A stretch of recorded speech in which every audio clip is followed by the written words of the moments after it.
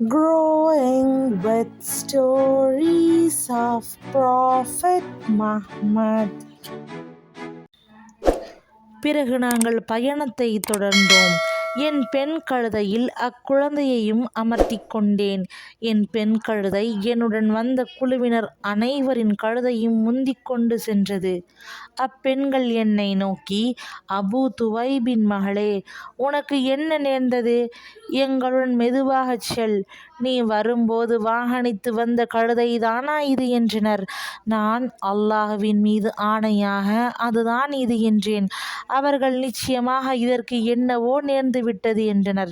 எங்கள் ஊருக்கு திரும்பினோம். அல்லாஹ்வின் பூமியில் எங்கள் பகுதியை போன்றதொரு வறண்ட பூமியை நான் கண்டதில்லை. ஆனால் மேய்ச்சலுக்குச் செல்லும் என் ஆடுகள் மாலையில் வீடு திரும்பும்போது கொழுத்து மடி சுரந்து திரும்பும்.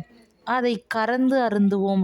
எங்களை தவிர வேறு எவரும் தங்கள் ஆடுகளில் ஒரு துளி பால் கூட கறக்க முடியாது. அவர்களுடைய ஆடுகள் மடிகள் வறண்டிருந்தன.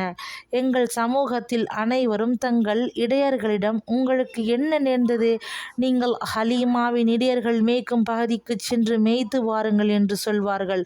இருப்பினும் என் ஆடு வயிறு நிரம்பி மடி சுரந்து வரும்போது அவருடைய ஆடுகள் வயிறுகள் ஒட்டிப்போய் காய்ந்த மடியுடன் திரும்பி வந்தன.